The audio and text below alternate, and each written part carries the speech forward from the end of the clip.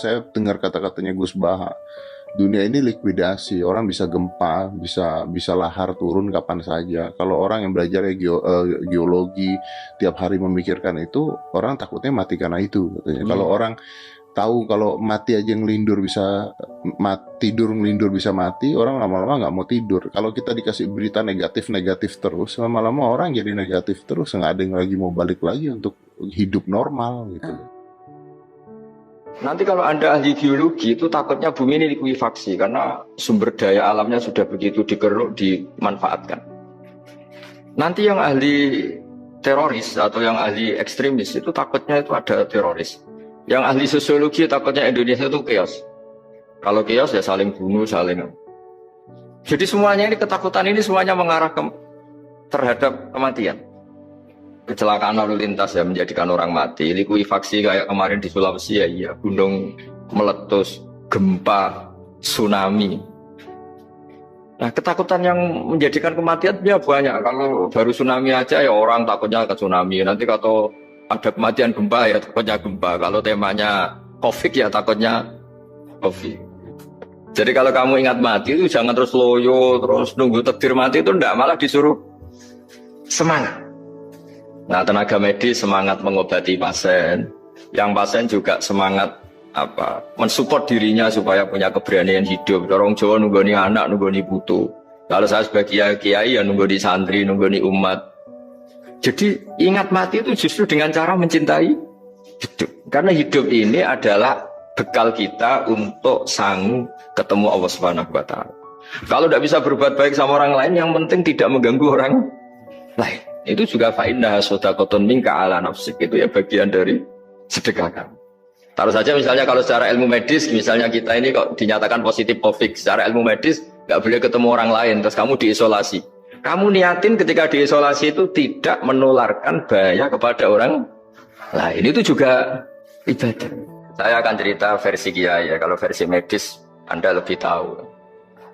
Kalau versi kiai itu kematian itu dianggap hal yang sebetulnya ada versi kiai ya, semua orang tahu lah pasti mati itu. Cuma inginnya mati itu kan macam-macam. Inginnya ya setelah kaya, setelah mapan, terus menangi anaknya mapan, cucunya mapan. Terus itu pun sebetulnya ada siap mati juga, tapi ya tetap mati itu. Saya akan cerita yang lucu-lucu ya supaya nggak tegang ya menghadapi kematian. Dulu itu kroni itu ya sudah ada. Jadi Nabi itu ya punya kroni, hanya pejabat. Nabi itu punya kroni. Nabi Sulaiman itu bisa terbang.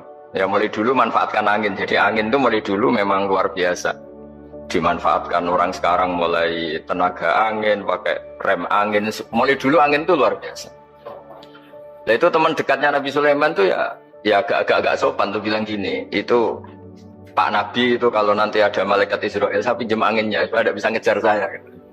Jadi mulai dulu tidak hanya pejabat, Nabi pun ya punya teman yang agak-agak gimana. Suatu saat malaikat Israel disuruh nyabut orang, misalnya namanya siapa lah. Nanti saya sebut ada yang tepaan sama nanti tersinggung, misalnya siapa gitu. Yang jelas namanya ada Agus tidak Bambang karena bahasa Arab. Orang ini cabut di India. Nabi Sulaiman kira-kira ya di Palestina kira-kira. Si orang ini ternyata di dekat Nabi Sulaiman. Nah karena Nabi itu kan orang hebat lah, sehingga malaikat ya kadang silaturahim ke para nabi. Israel sendiri ya kadang-kadang silaturahim ke para nabi. Silaturahim yang paling nggak disukai ya silaturahimnya malaikat Israel. Datang ke Nabi Sulaiman, sebenarnya niatnya silaturahim. Ternyata ketemu orang itu, kaget malaikat. Waduh ini gimana ini? Kok saya disuruh nyabut di India, kok orangnya di Palestina? Nabi Sulaiman kira-kira di kawasan Palestina, di wilayah yang katanya Israel itu. Kaget malaikat ini katanya disuruh nyabut di India kok ada di sini. Nah si kroni ini, si orang yang itu melihat malaikat Israel, entah kenapa kok dia bisa melihat itu. Mungkin punya kekuatan tertentu karena dekat Nabi. Kaget dia. Malaikat melihat dia karena janggal ya, disuruh nyabut di India kok orangnya di Palestina. Si orang ini melihat malaikat juga takut. Malaikat itu punya hawa yang luar biasa. Akhirnya bilang ke Nabi Sulaiman, ya Nabi Allah tolong pinjemin saya angin untuk saat ini juga saya bisa terbang di India. Dipinjemin sama Nabi Sulaiman. Akhirnya orang itu sampai ke India. Terus malaikat senyum, seneng dia. Wah ini sesuai protokol. Karena andai kan orang itu tetap di situ, malah malaikat gak berani ngambil karena prosedurnya harus ngambil di India. Jadi andai kan dia tetap diam di situ, sebenarnya malah gak masalah karena gak sesuai apa? Panduannya harus karena dia terbang di India, malaikat itu nyusul ya terus diambil karena sesuai apa? Saya kan memang dipesenin untuk memperkuat apa ya, nakes, teman-teman semuanya lah pasien. Tapi saya cerita dimulai dari yang seperti ini saya sengaja karena memang ya hidup itu seperti inilah. Pasti kita semua akan mengalami kematian. Cuma inginnya kita ya hidup itu ya sehat. Ya, terus kalau mati itu ya tidak punya utang karena berat nanti utang. Saya tidak tahu fikihnya itu. Kalau utang pribadi itu hisabnya berat. Kalau utangnya lembaga itu gimana ya?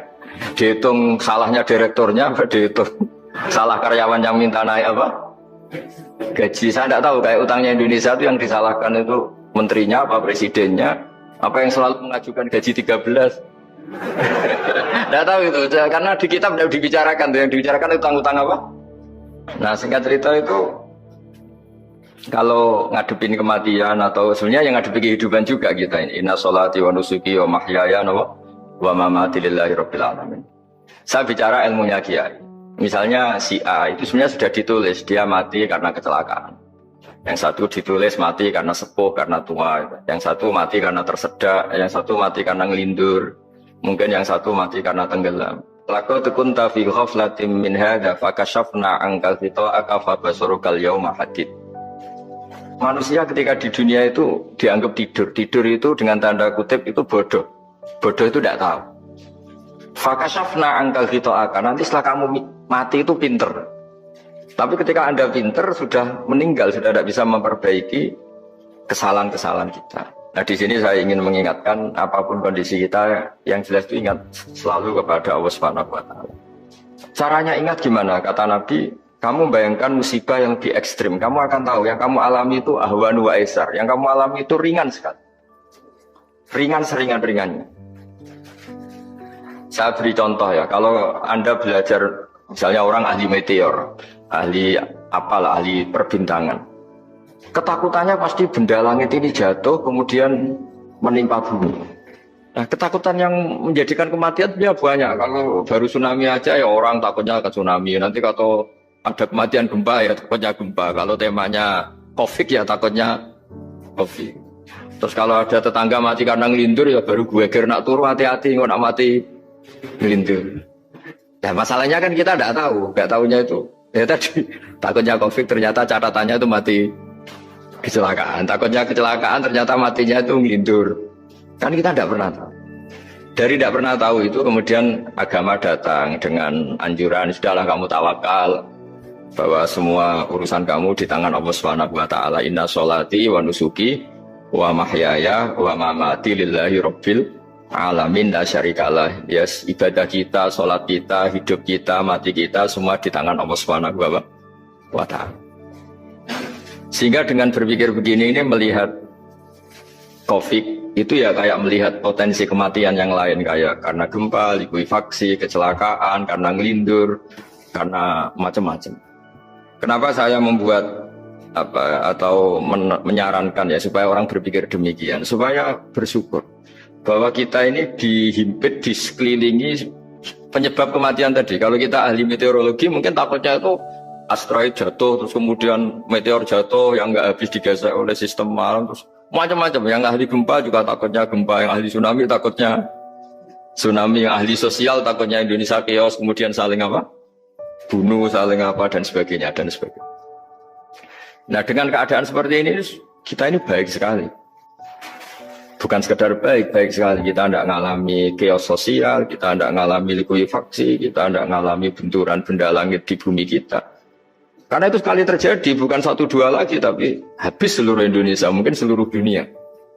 Nah di sini cara Allah membuat kita selalu bersyukur bahwa hal-hal itu tidak terjadi. Jadi ada sebuah ayat yang Allah selalu mengingatkan, Aamintum man fis sama ayakhsifa bikumul ardo fa idza hiya tamur.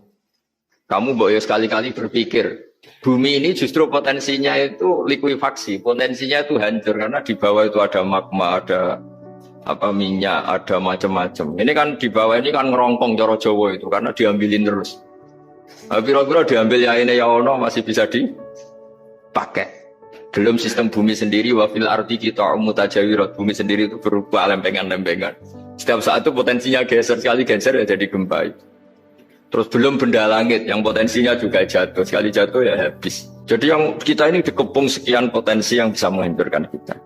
Tapi nyatanya, mulai Nabi Adam sampai sekarang tuh ada kehidupan, ada khayal. Sing Joko yang kepengen payu rabi, mungkin sing wis payu rabi yang mbok kepengen boraro, macam-macam lah.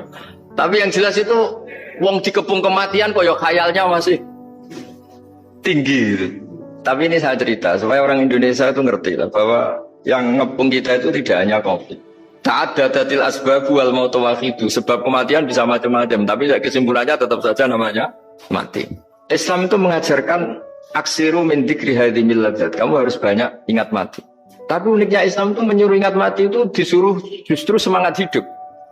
Karena kita butuh bekal itu. Jadi kalau kamu ingat mati itu jangan terus loyo, terus nunggu takdir mati itu enggak, malah disuruh semangat.